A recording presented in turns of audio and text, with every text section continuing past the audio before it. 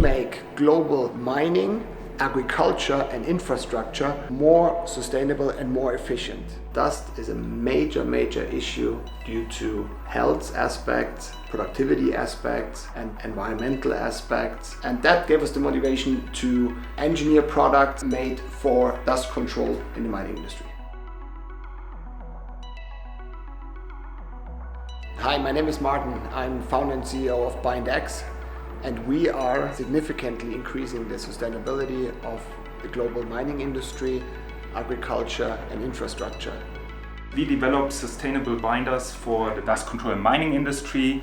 We are also making products for weed prevention in agricultural industry and soil stabilization in infrastructure and construction industries. Our vision is increase sustainability within established industries through biotechnology. And that means in practical life that we don't do anything here in-house that doesn't have a very clearly defined sustainability component.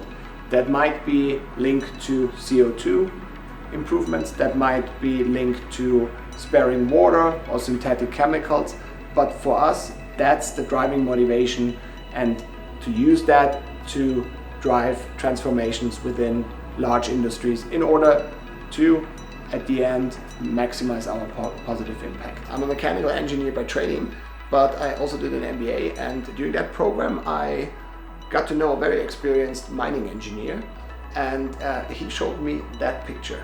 That picture shows a mine, and those clouds, they are dust from operations. And that dust is a serious issue for the operators because of health and safety issues. There are still today people dying of, for example, silicosis.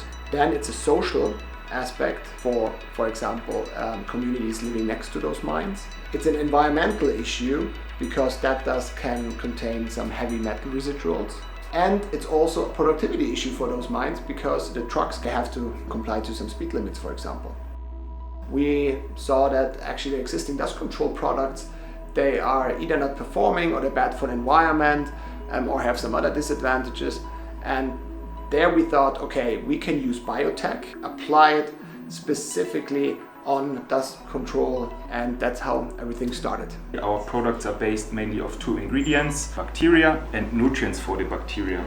If both are brought together, a mineral is formed. If you now take our products and put it on any loose material, a crust is formed. Our products are normally delivered as a powder. The client used this powder, dissolving it in water and are spraying it over any permeable material like this. And a crust will be formed afterwards. A huge know-how of our company is to dry bacteria.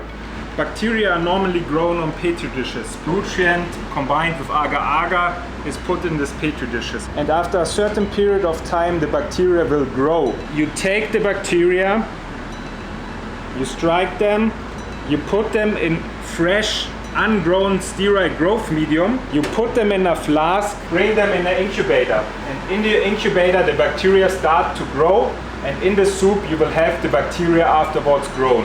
And what we do here in the laboratory, we check the quality of the bacteria.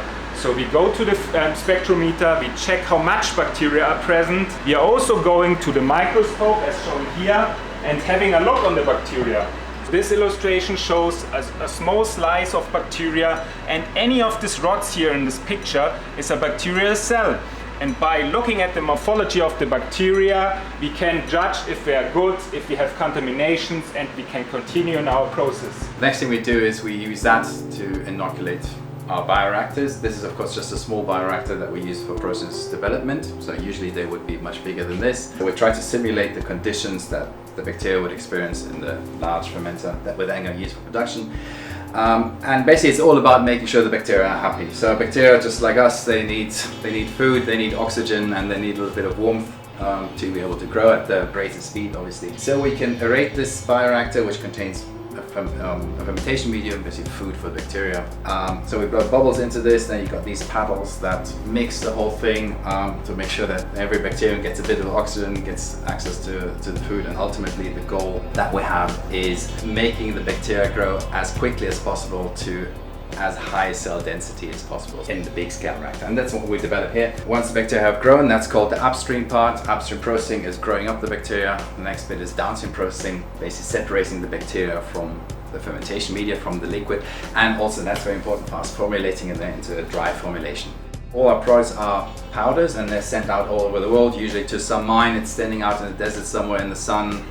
Temperature of those bags can get up to 50 degrees and hotter. And if you just put wet bacteria in the powder, obviously that wouldn't work, they would start to die off. So we have to make sure that the bacteria can withstand those conditions. So there's two aspects to our downstream processing. We need to separate the bacteria from the liquid, and then we need to dry them. You can dry bacteria and then add water and they'll revive again. That's not, like if you did that to a hamster, that obviously wouldn't work. But you have to find the right conditions to make sure that that activity is really retained. And that's also part of our know-how, to select the conditions and prepare the bacteria in such a way that we can actually formulate them into a dry product.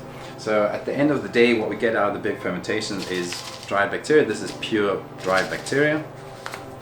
And as you can see, this is just a dry powder, so a brownish yellowish powder. It looks a lot like dried yeast that you might have in your shelf at home when you're a home baker maybe.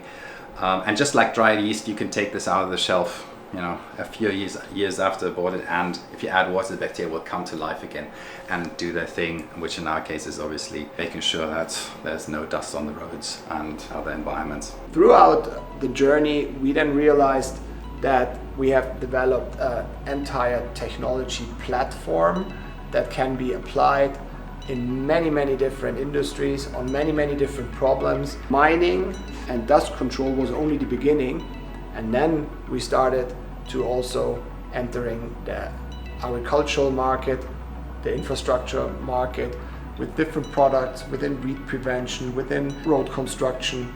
The biggest challenges in our case at the very beginning were, first of all, the financing of our development. We had to develop the prototype. I needed lots of resources to build that tech platform and to build an IP portfolio around it. Secondly, it was the market validation of our product that needed lots of travel and lots of preparation to prove that our products work. And thirdly is actually production. Because when you do industrial biotech, there's lots of cool things out there, and they're fascinating, but sometimes, or let's say even very often, the producibility is a big challenge, and if you can produce it, to then really bring it to large scale. The biggest learning from our journey, or let's call it maybe a confirmation, was for sure that if you put impact in the center of the company, then from the very beginning, this will have multiple advantages in all areas of the business. It will help you make decisions, it will help you in selling products, in recruiting the best people, in motivating existing people, because then it's authentic and then it really offers that decision support for the management. At the beginning, we had a rough idea, we had a prototype, and we had a business plan, but it also needed a little bit of naiveness maybe to then really do it. The two of us, we didn't have a lab at that time, we didn't have a salary, we just decided we believed in the story, in what we wanted to achieve, and then it turned out. So that's the most important thing at the beginning.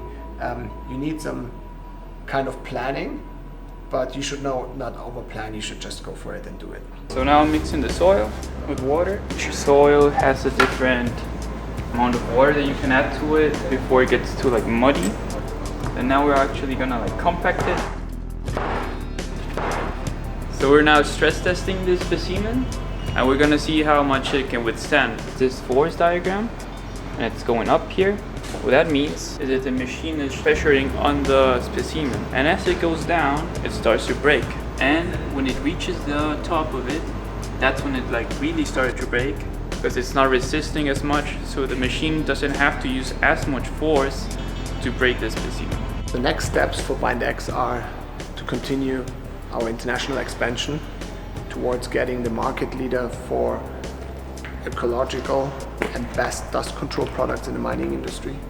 We will, for example, establish a production facility in Australia soon, but then also to enter different markets with additional products. We have a very large pipeline there to maximize our impact and to continue saving megatons of CO2